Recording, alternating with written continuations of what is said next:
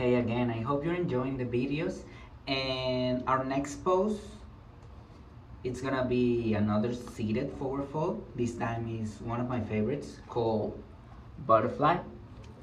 So on this pose, you don't need to have like loose hamstrings to get like the full relaxation. So that's good for people with tight hamstrings like me. And maybe you, I don't know.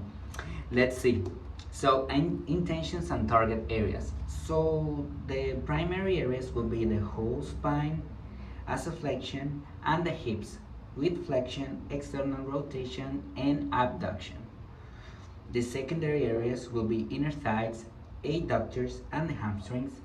All these areas working on tension.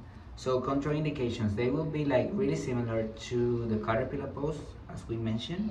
So if you have sciatica problems, you might skip this pose or just try to feel it, try to tilt your pelvis to leave your to sit on a cushion or a blanket, but if you feel like really pain, you might skip it. Also, some knees might feel like really tense, so just try to put some cushions or blocks underneath.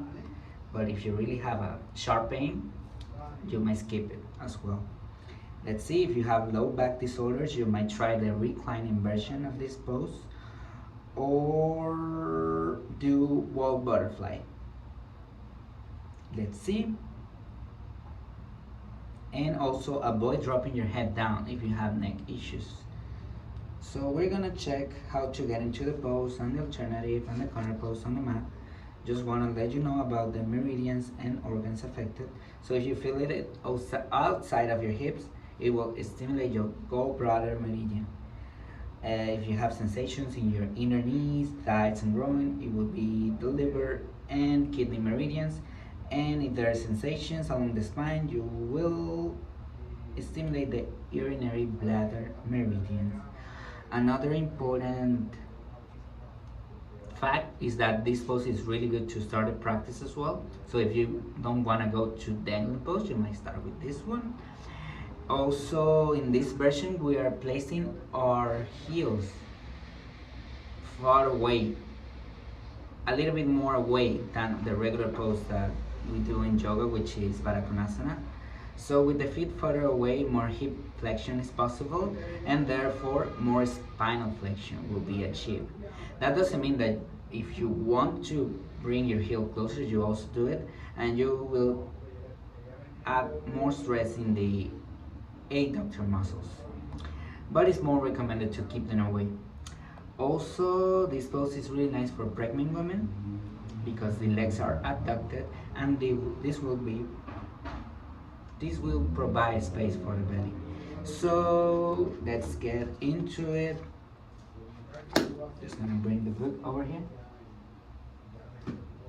Change the position of the camera. And get into our pose. So, as I said before, you're gonna sit nice and tall as you're starting to place your sole of the feet together. And remember, they don't necessarily have to be super close to your groin. We want them separate, creating a nice diamond shaped legs. From here, lengthen your spine. We're gonna raise our arms parallel, spread fingertips, look up, and from here we're gonna hinge forward from the hips. Exhale, inhale, rise up, extend that spine, keep a flat back, exhale, fold forward with a flat back. One more time, inhale, extend the cup, and exhale, fold forward. So you might play with the position of the hands. Your hands might be on the side or a little bit like forward, or you might be interlaced on top of your feet. It's time to include the props. So remember, if your knees are like really away from the floor, you might put some blocks here.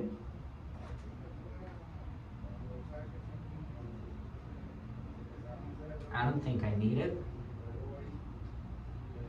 but just keep it in mind. You might have a pillow or a blanket roll into your chest. I will have two. Relax your chest and bring more opening in your forward fold. I don't have an extra blanket, but I will definitely place one below my glutes to tilt my pelvis a little bit more. And as I told you, your hands can be over here or over here. You might include a block here in order to rest your forehead. If you have a little bit of issues by folding forward, you might stack your fists and trying to find that sweet discomfort. Play with your edges and try to fold forward a little bit more. Hear your body. If there's any sharp pain, just step out a little bit from your pose. But if there's an opening to fold forward, each time a little bit more, just you might hear it. So maybe I'm fine here. I can change the position of my blood. For some people who feel the opening of their bodies, they can bring their arms behind their legs, interlace their hands on their feet, and fold forward from here. So I don't have that degree of opening yet, but just want to let you know that that was available as well. And I'll show you the reclined version. So I will definitely add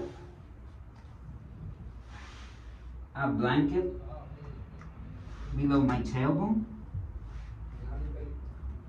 and I will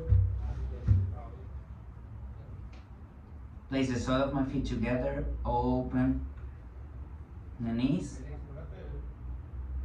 and this will be the reclined version without the necessity of folding forward, but still getting the abduction from our legs. All right, I will come back to my mat. So we have a great amount of time here. So it's time to come back. I'll come back from my preferred version.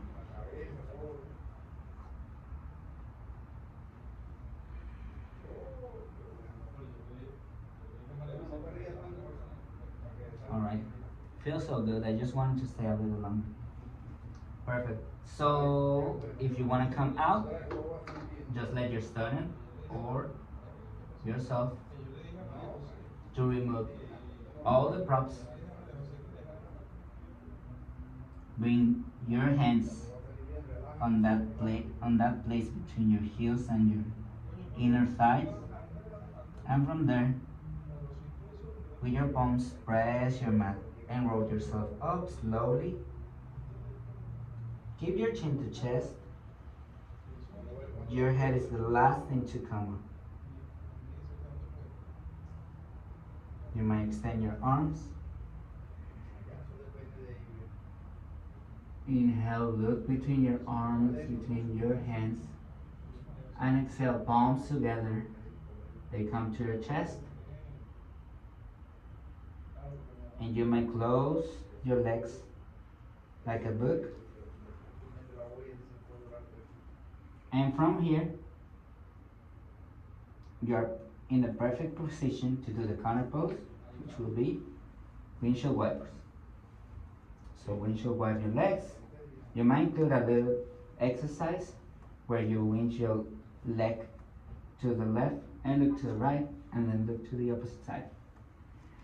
So that's just if you want to play it and incorporate different exercise in your class. I think I lost I lost the rhythm. All right. In the book also said that as we didn't caterpillar, we might do some spinal twist or cat breath, rounding the spine. All right. So this was butterfly. I hope you enjoy. Namaste.